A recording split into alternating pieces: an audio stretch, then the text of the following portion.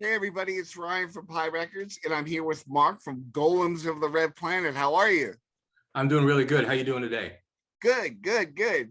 I'm excited because you're the second band from Ohio I interviewed today, and I'm digging both the bands very much. Golems, Ohio, that's where the surf is. yeah, totally. So one of the things I noticed is there is a surf element to your music, but very heavily influenced by Middle Eastern music, would you say? I would say so, yeah. Basically, I would say 15 years ago, I was in a group and part of our repertoire was Hava Nagila, classic uh, Jewish wedding tune and, klezmer. And I was looking for recordings of it. And among the things I found was Meshuggah Surf Party. And, they do this full Dick Dale rave up of traditional Jewish surf tunes or traditional Jewish music. And I thought, wow, that's genius because, traditional surf music always uses those Middle Eastern modalities. And then, I would say probably about 10 years ago, I became an obsessed fan of John Zorn's Masada project. And, he wrote 613 little ditties, all with Jewish, tonalities, Ashkenazi tonalities. And my thought was, well, we need to do a surf rave up of those things, just like Meshuggah Beach Party did. So that's where we come in. So, Mark, what instrument do you play in the band? I'm the bass player, but as the Zorn aficionado, I'm also the arranger of all the tunes, or at least I present an initial arrangement from one of these Zorn scores to the rest of the group, and we take it from there. That's awesome. Tell me what goes into arranging the music that you hear from this genre into a surf type sound. Yeah, well, so just as a little backup, John Zorn's Masada project, he started in 1992, I think, and he just finished a few years back.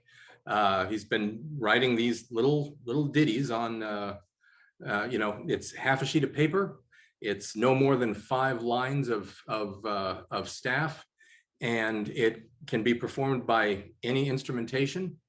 Recordings exist from his Ornette Coleman sounding jazz group to string quartets and, solo cello and hardcore and all kinds of things. But at the core of it is just this simple little melody. And so my job as the arranger is I take that melody and I say, well, will this work in a surf mentality, of the various kinds of, various ways that you can call it surf music.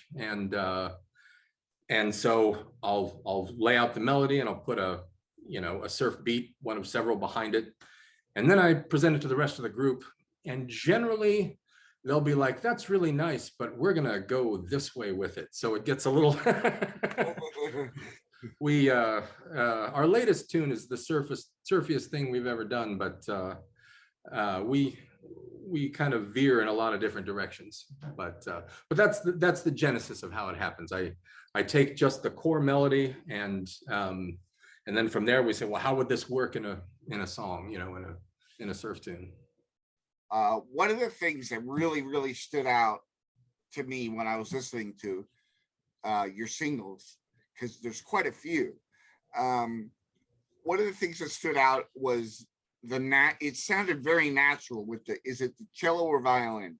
That'd be cello. Yeah, we have a cellist.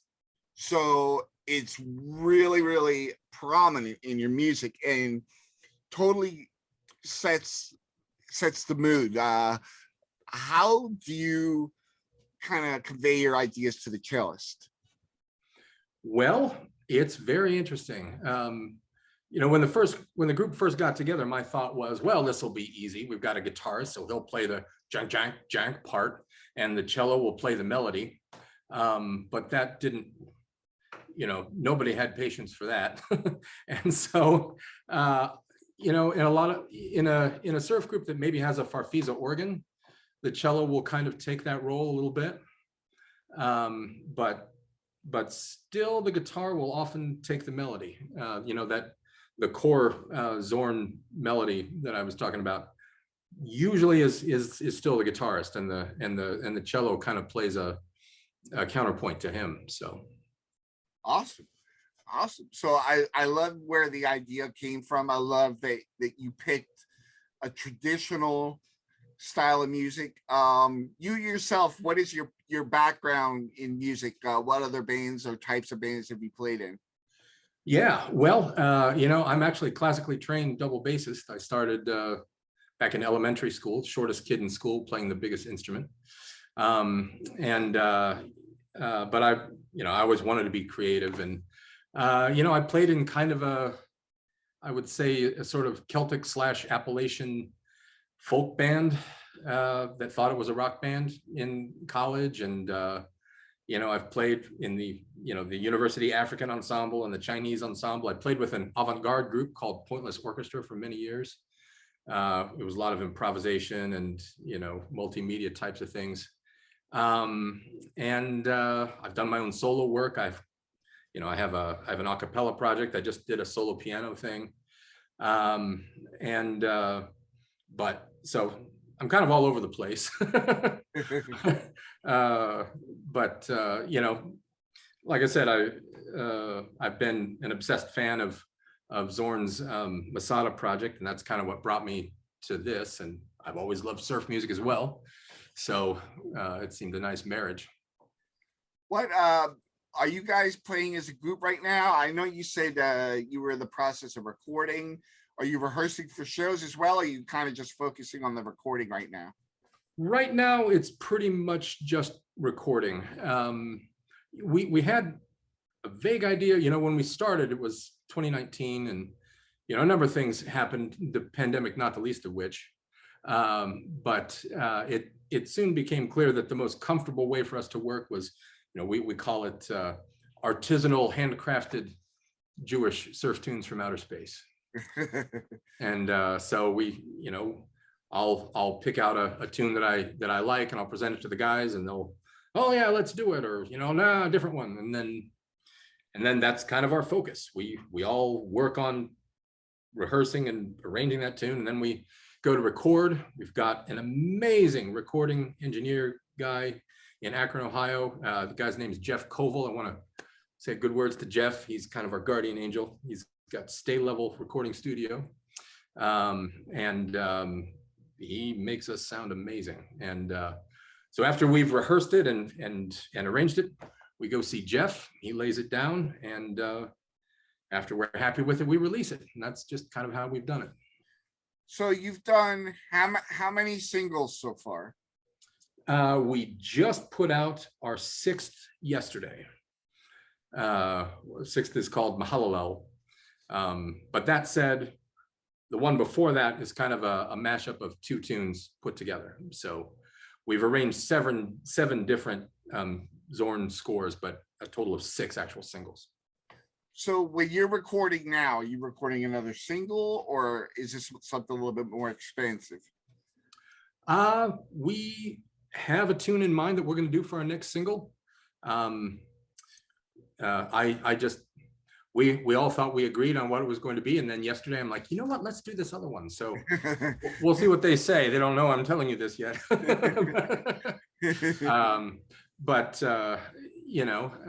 When we get together again, a couple of our members are retired, so they're traveling and things like that. So we don't have a set rehearsal schedule, but when we get together again in earnest, we'll be working on another tune, and we'll work on it till we're happy with it. And as soon as it's done, you'll get to hear it.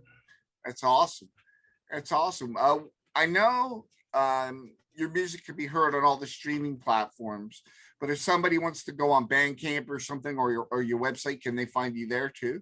Absolutely. Absolutely. Our website is redgolems.surf, and there's links to all of the streaming services and Bandcamp, plus other information obviously about us. But Bandcamp, you can purchase our singles there.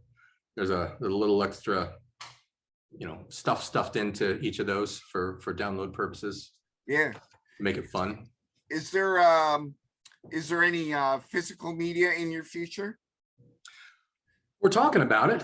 We're thinking about it. I'm a big vinyl person. Yes. I don't know if we it's kind of there's a certain level of confidence and arrogance that you have to say, we're going to release a brand new album on vinyl, but man, do I want to do that. So anybody watching, please demonstrate that this is going to be worth our time so we can do it. But we've talked about doing a CD or, even a 7-inch single from, we're still things we're thinking about, but at the moment, just streaming. So the streaming stuff that you have put out, you've done on your own. Oh yeah. So tell me, as a band, how what process do you go through when you decide what you're going to release, all the way from the beginning of when you choose the song and when to release it and why to release it at a certain time? Yeah. Well, let's see. What would be the best way to describe this? Have you seen Ocean's 11? Of course, yes. All right. So I'm Danny, right? I'm the guy with the ideas.